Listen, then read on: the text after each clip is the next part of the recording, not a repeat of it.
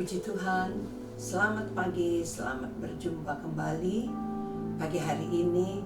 Sebelum kita lakukan aktivitas kita, mari kita kembali akan baca firman Allah. Kita merenungkan firman-Nya. Mari kita satukan hati. Bapa yang ada dalam kerajaan sorga, kami berterima kasih, kami bersyukur ya Tuhan, bahwa Engkau telah nyatakan kasih-Mu bagi kami semua. Kami boleh bangun dengan tubuh yang sehat, semua karena anugerah Tuhan. Bapa yang ada di sorga, pada saat ini Tuhan, biarlah kami semua ada di dalam rel kebenaran firman-Mu. Kami kuat ya Tuhan, karena firman, karena Engkau. Terpuji hanya bagi nama-Mu. Di dalam nama Tuhan Yesus Kristus. Haleluya. Amin. Puji Tuhan. Mari sama-sama kita akan baca firman Allah yang terdapat di dalam Yakobus pasalnya yang keempat. Kita akan baca ayat 7 dan ayat yang ke-8. Namun Bapak Ibu Saudara bisa baca mulai dari ayat yang pertama ya. Namun saat ini saya akan baca ayat yang ke-7 dan ayat yang ke-8. Karena itu tunduklah kepada Allah dan lawanlah iblis, maka ia akan lari daripadamu. Mendekatlah kepada Allah dan ia akan mendekat kepadamu. Tahirkanlah tanganmu, hai kamu orang-orang berdosa, dan sucikanlah hatimu, hai kamu yang mendua hati. Puji Tuhan. Saudara, kita tahu bersama bagaimana hamba Tuhan Yakobus ya memberikan nasihat kepada umat-umat Tuhan, secara khusus 12 suku ya, yang saat ini mereka banyak yang melupakan Tuhan. Dan mari kita lihat apa yang diingatkan oleh firman Allah kepada ya umat-umat Tuhan pada saat itu, ke-12 suku ya yang ada di dalam perantauan. Dan benar-benar nasihat ini supaya umat-umat Tuhan pada saat itu mereka tahu bahwa mereka hidup di dalam dunia ini ya penuh dengan tantangan. Ada ujian, ada godaan-godaan dunia.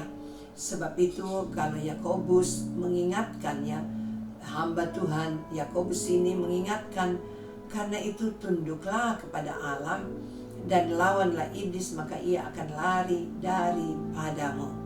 Saudara, sebagai manusia biasa kita ini ya belum sempurna, belum suci ya. Kita ini adalah orang yang berdosa. Namun ada firman yang menyucikan hidup kita. Ada firman Tuhan yang akan mengingatkan, menuntun kita untuk kita selalu ingat ya bahwa Tuhan yang telah menebus segala dosa kita. Ingat bahwa kita harus tunduk kepada Allah ya. Tunduk kepada Allah, taat kepada firman-Nya untuk kita lakukan kebenaran firman. Tunduklah kepada Allah dan lawanlah iblis, maka ia akan lari daripadamu. Saudara, ya, kita untuk melawan iblis tentunya di sini dikatakan tunduk kepada Allah. Tunduk kepada Allah ya. Maka iblis itu akan lari ketika kita lawan ya. Kita lawan, jadi harus ada perlawanan. Bukan kita hanya ya berdiam diri. Kita tahu apa yang harus kita lakukan untuk melawan ya, melawan iblis. Apa ya pekerjaan iblis, sehingga kita harus lawan ya. Karena memang iblis itu seringkali ya yang kita hadapi, kita lihat ya, menggoda hati kita, menggoda pikiran kita ya. Bahkan dia bisa memutarbalikkan fakta ya. Sebab itu kalau diingatkan kepada kita tunduk kepada Allah, karena iblis itu suka memutarbalikkan fakta. Sehingga kita lihat contoh yang ada di dalam Kejadian. Jadi dalam Kejadian pasal 3 kita ingat ya, bagaimana Allah berkata kepada Hawa, ya, kepada perempuan pada saat itu, bahwa semua buah yang ada, ya, di dalam Taman Eden itu boleh kamu makan, ya. Jadi bukan tidak boleh, tapi iblis memutarbalikkan, ular memutarbalikkan fakta. Ya, mari kita baca saja dalam Kejadian pasal 3, kita kembali ingat, ya. Kita akan membaca mulai dari ayat pertama sampai ayat yang keempat. Kejadian pasal 3. Adapun ular ialah yang paling cerdik dari segala binatang di darat yang dijadikan oleh Tuhan Allah. Ular itu berkata kepada perempuan itu, tentulah Allah berfirman, semua pohon dalam taman ini jangan kamu makan buahnya, bukan? Nah, perhatikan, ya, ini satu fakta bahwa ular memutarbalikkan, ya, perkataan Allah kepada perempuan, kepada Hawa. Lalu ayat yang kedua dikatakan, lalu saut perempuan itu kepada ular itu, buah pohon-pohonan dalam taman ini boleh kami makan, tetapi tentang buah pohon yang ada di tengah-tengah taman, Allah berfirman, jangan kamu makan ataupun raba buah itu, nanti kamu mati. Jadi ini dari awal memang kita lihat, ya, ular ini yang dikatakan sebagai iblis, ya, itu telah memutarbalikkan perkataan. Dia katakan tentu Allah berfirman, semua pohon dalam taman ini jangan kamu makan buahnya. Namun satu kenyataan tidak demikian, sebab Allah katakan, ya, boleh pohon-pohonan dalam taman ini boleh kami makan, ya. Itu yang dikatakan oleh Hawa, ya, oleh Hawa. Namun ada ketentuan dari Allah, tetapi, ya, dan kita lihat contoh di sini bahwa ternyata wanita ini atau perempuan ini, Hawa, ya, ini tidak taat kepada perintah Allah. Dia lebih tergoda mendengar perkataan daripada ular. Sebab itu kalau firman Allah ingatkan, tunduk kepada Allah, ya. Dan kita harus lawan iblis. Kita harus lawan, ya. Kita memang diberikan kekuatan, diberikan kuasa. Kita bisa lawan, ya. Kita lawan. Nah, Yesus pun kita ingat dicobai juga oleh iblis kalau kita baca dalam Matius pasal 4, ya. Jadi Roh Kudus itu membawa Yesus kepada padang gurun, dan disitulah, ya, Yesus dicobai oleh iblis. Namun Yesus tidak berdiam diri, tapi dia lawan, ya, perkataan-perkataan yang dikatakan oleh iblis. Yesus lawan. Kita juga, ya, harus lawan keinginan-keinginan daging kita ini. Seringkali, ya, kita mengikuti saja keinginan daging ini. Namun kita harus ingat, keinginan daging ini seringkali membawa kita pada penyesatan, ya, akan membawa kita tidak tunduk lagi, tidak taat lagi kepada Allah. Namun kita mengikuti keinginan atau hawa nafsu ini, ya, hawa nafsu kita. Seringkali kita semakin jauh dari Tuhan, ya. Kita tidak dekat kepada Tuhan karena kita tahu kalau kita dekat, ya, ada orang-orang yang berkata kalau kita dekat dengan Tuhan, waduh, banyak yang harus kita taati. Ya, jadi dia sedang ingin, ya, memuaskan, menyenangkan keinginan dagingnya. Sebab itu dia tidak mendekat dengan Allah. Dia tidak mau lawan iblis karena dia mau bersahabat dengan dunia. Dia mau bersahabat dengan iblis, ya. Nah, inilah banyak hal-hal yang perlu kita perhatikan, ya.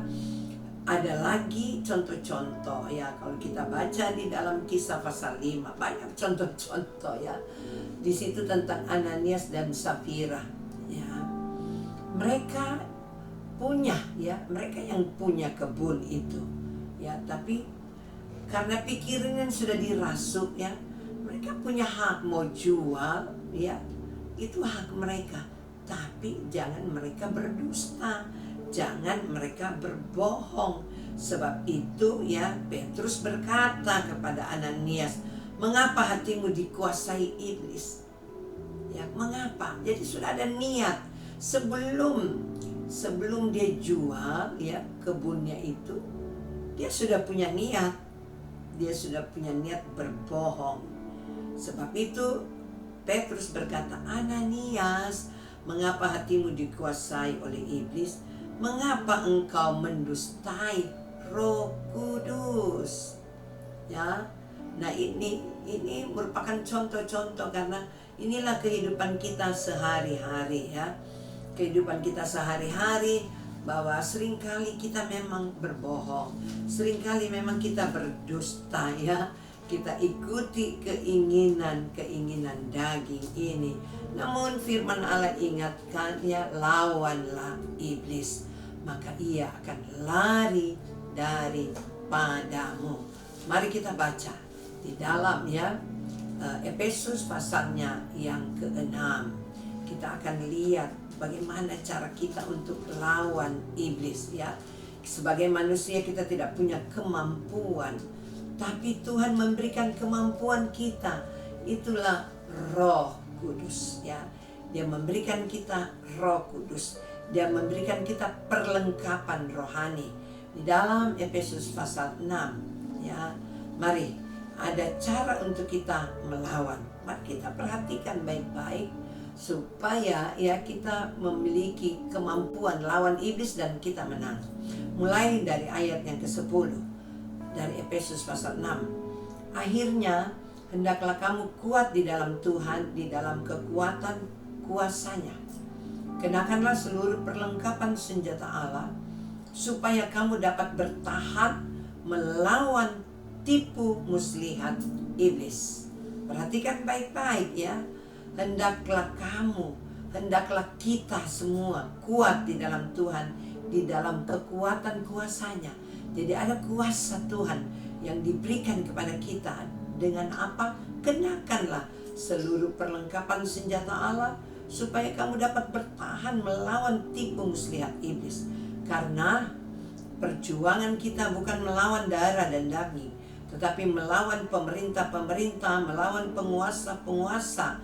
Jadi ini pemerintah iblis ya, bukan pemerintah di dalam pemerintahan Indonesia, bukan iblis yang dimaksud sini. Melawan penguasa-penguasa, melawan penghulu-penghulu dunia yang gelap ini ya, penghulu-penghulu dunia yang gelap ini, melawan roh-roh jahat di udara. Sebab itu ambillah seluruh perlengkapan senjata Allah, supaya kamu dapat mengadakan perlawanan pada hari yang jahat itu dan tetap berdiri sesudah kamu menyelesaikan segala sesuatu. Ya, kita tetap kuat ketika kita bisa melawan iblis. Jadi berdirilah tegak, berikat pinggangkan kebenaran dan berbaju sirahkan keadilan. Nah, ini yang sangat penting, senjata kita ya. Kita berikat pinggangkan kebenaran. Kita harus hidup di dalam kebenaran ya. Berbaju sirahkan keadilan. Kita harus hidup dalam keadilan. Kakimu berkasutkan kerelaan untuk memberitakan Injil damai sejahtera. Dalam segala keadaan pergunakanlah perisai iman. Sebab dengan perisai itu kamu akan dapat memadamkan semua panah api dari si jahat itu iblis. Dan terimalah ketopong keselamatan dan pedang roh, yaitu apa? Firman Allah. Jadi kekuatan kita itu firman Allah. Jangan kita ya jadi malas untuk membaca firman Allah. Jangan kita merasa bosan untuk membaca firman Allah atau mendengar firman Allah. Sebab iblis tahu ya, orang-orang yang malas, orang-orang yang cuek, orang-orang ya yang tidak punya gairah untuk membaca firman Allah, berarti dia lagi jauh dari Allah. Kalau orang jauh dari Allah, kalau kita jauh dari Allah, iblis yang mendekat. Hati-hati ya, iblis yang mendekat kepada kita. Sebab itu jangan kita jauh dari Allah ya. kita selalu dekat kepadanya, kita selalu mau membaca firman, mau mendengarkan firman.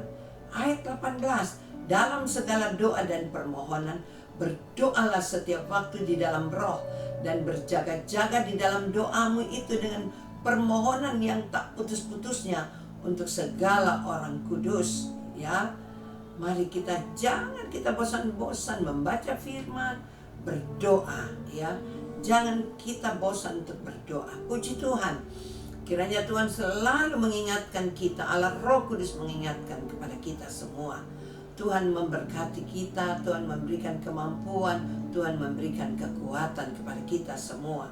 Lawan ya, jadi lawan iblis maka ia akan lari daripadamu. Ayat 8, mendekat kepada Allah. Kalau kita selalu mendekat kepada Allah ya, mendekat, maka dikatakan iya, itu Allah akan mendekat kepadamu, mendekat kepada kita ya. Tuhan Yesus senantiasa ada menyertai kita. Mari kita satukan hati. Bapa di sorga, kami berterima kasih, bersyukur. Kembali firman Tuhan mengingatkan kepada kita semua bahwa bagaimana kita kuat di dalam Engkau ya Tuhan. Biarlah kita mau tunduk kepada Engkau. Kami semua mau tunduk kepada Engkau, sehingga kami memiliki kemampuan untuk melawan iblis, mengalahkan godaan dunia, mengalahkan segala keinginan daging kami ini ya Tuhan, yang akan seringkali daging ini membawa kami ya Tuhan jauh dari Engkau dan mengikuti keinginan daging ini. Terpuji hanya bagi nama-Mu.